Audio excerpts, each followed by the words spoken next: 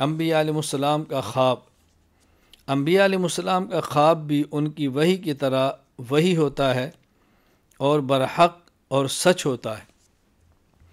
جس طرح کسی نبی پر بیداری کی حالت میں جبریل امین وحی لے کر آئیں تو وحی ہے، یا بغیر جبرائیل کے واسطہ کے اللہ تعالیٰ کسی اور کیفیت کے ساتھ پیغمبر پر وحی نازل فرمائیں تو وہ بھی وحی ہے۔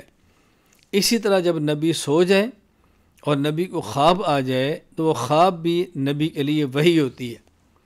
اس کی مشہور مثال حضرت ابراہیم علیہ السلام کی خواب ہے کہ آپ نے خواب میں اپنے بیٹے اسماعیل کو دیکھا کہ ان کی گردن پہ چھری چلا رہے ہیں، تو آپ نے بیداری کی حالت میں اپنے بیٹے کو پکڑا اور ان کی گردن پہ چھری چلا دی۔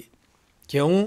فرمایا کہ میں نے خواب میں دیکھا ہے، یا بنی انی اری فی المنام انی اذبحک فانظر ماذا تری، میں نے خواب میں دیکھا تجھے ذبح کر رہا ہوں، تیری کیا رائے ہے؟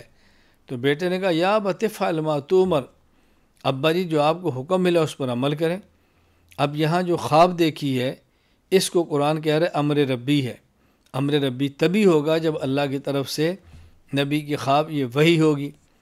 باقی ذہن نشین فرما لیں اچھی طرح، ابراہیم علیہ السلام نے یہ نہیں فرمایا کہ میں نے خواب میں دیکھا ہے کیا بیٹا میں نے تجھے ذبح کر دیا ہے، بلکہ فرمایا کہ میں نے خواب میں دیکھا کہ ذبح کر رہا ہوں۔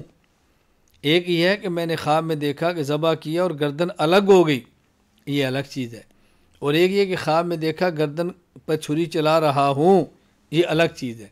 تو جس طرح ابراہیم علیہ السلام نے خواب دیکھا آپ نے اسی طرح پھر کر کے دکھایا۔